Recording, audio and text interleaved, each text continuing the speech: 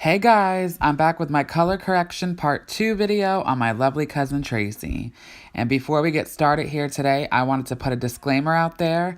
My cousin and I did 2 lightening sessions back to back in 1 week due to schedule complications on my behalf.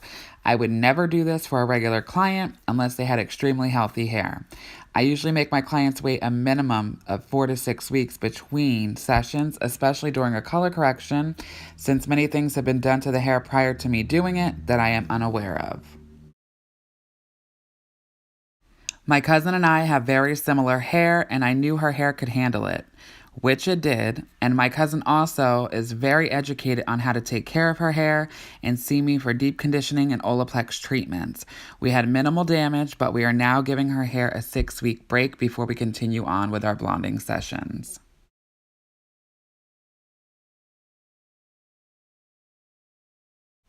So we are going to do another tightly packed baby light. However, this time I will be teasing and painting the dropouts in between the foils so we can kick out the little bit of remaining black box dye out of the hair completely. I'm using my Ride or Die Schwarzkopf Blonde Me Lightener with 20 volume for the baby lights and 30 volume for the remaining dropouts. Reason I'm using 30 is because those foils are further from the head, so they won't be getting heat from the scalp, and I took bigger amounts of hair since her hair was already a little compromised.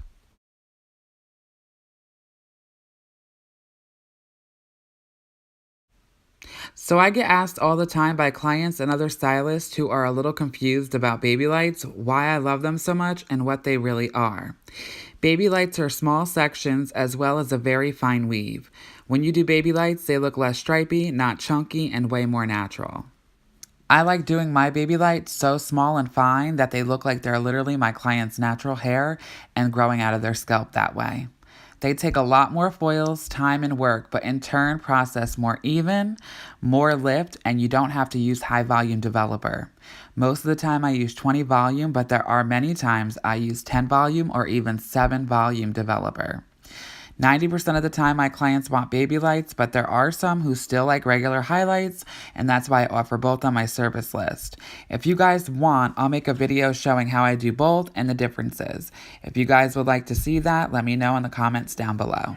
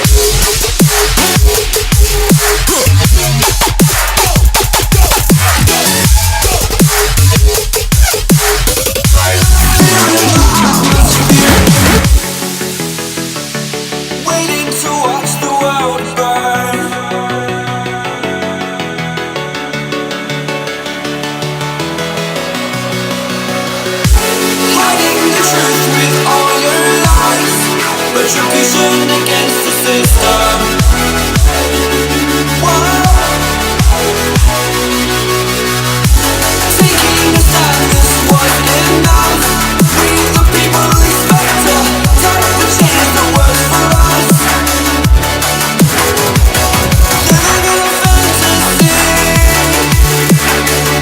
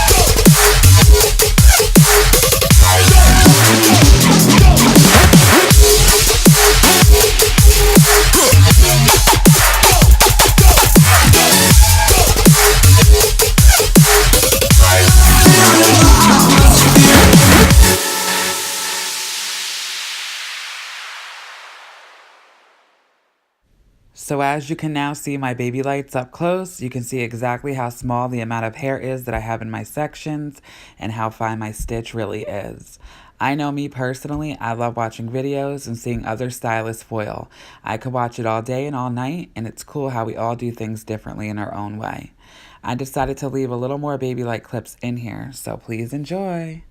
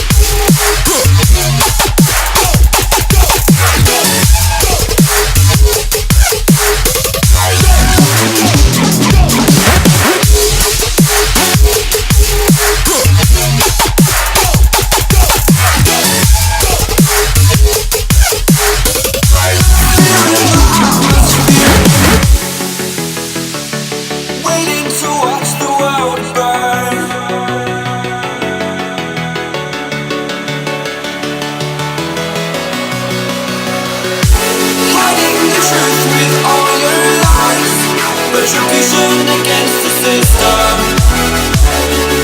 Whoa. Taking a stand, this wasn't enough. We the people expect a type of change that works for us. Living in a fantasy, taking everything away from me.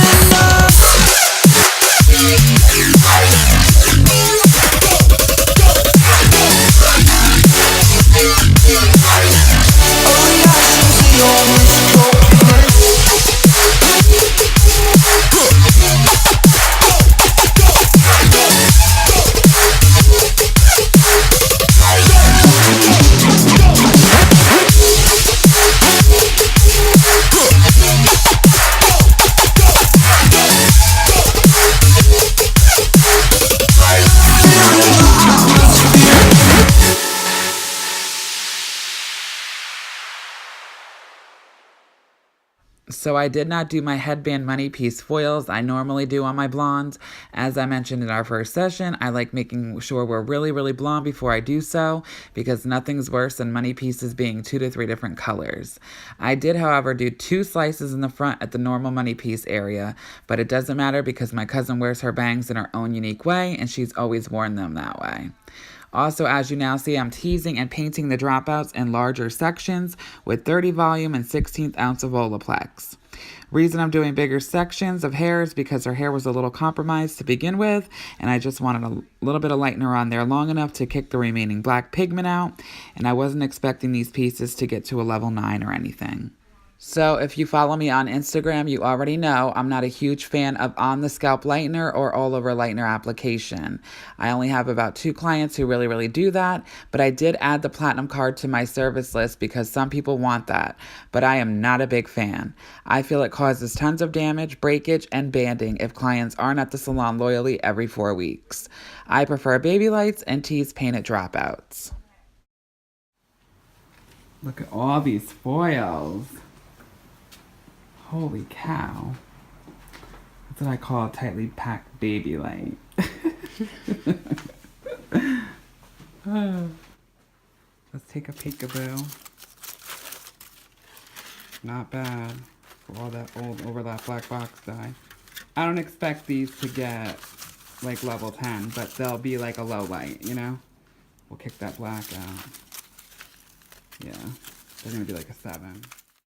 My cousin processed for 20 minutes without heat. Moving on to one of my favorite parts of my client's appointments, and that's toning time. Last time we did a root smudge on her, but this time I ended up doing a root shadow. I have a couple different ways of toning the root, and if you guys are interested and want me to make a future video explaining the breakdown on all of my different ways and methods, let me know in the comments down below. So I'm giving her a soft root. That gives her a beautiful seamless grow out and allows her to go months in between sessions, which is what most clients want. A root shadow is what I end up doing on about 70% of my clients because it's so natural and low maintenance. I shadowed her using my favorite color line for root toning, and that's Joico Demi Liquid Lumishine. Last summer, I fell in love with these because I love using N's and NAs on the root, and Shades EQ didn't have the NA series yet. So as more videos come out by me, you'll notice I love Joico, Goldwell, and Redken. They can do no wrong. Those are my go-to color lines, my ride or dies.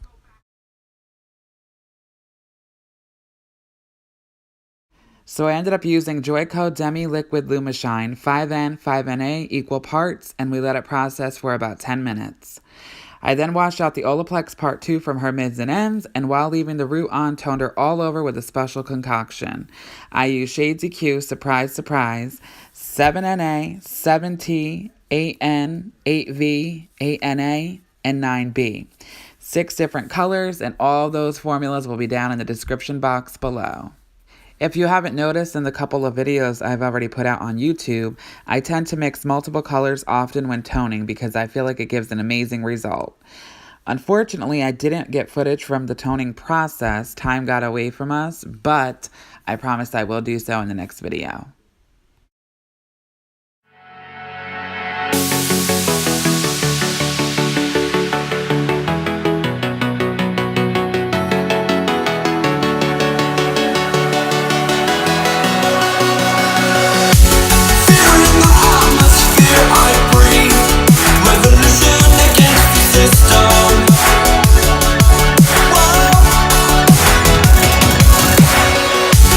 Nothing of the future left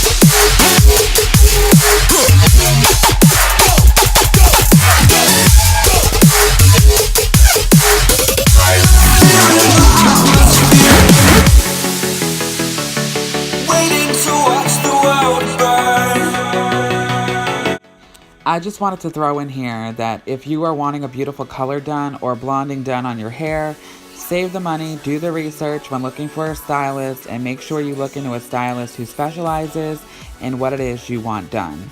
Box dye is so bad, guys. Very damaging on the hair. Some even contain metallic salts, just like the horrible henna. And don't think us hairdressers are magicians. I've had a few clients where lightener and color removers wouldn't even scratch the surface and get that black box dye to budge. It's so damaging and all avoidable. Save your money and go to a good stylist. Then you won't have to go through all these crazy processes like my cousin and spend 4 times more money than you would have in the beginning if you just went to a professional in the first place.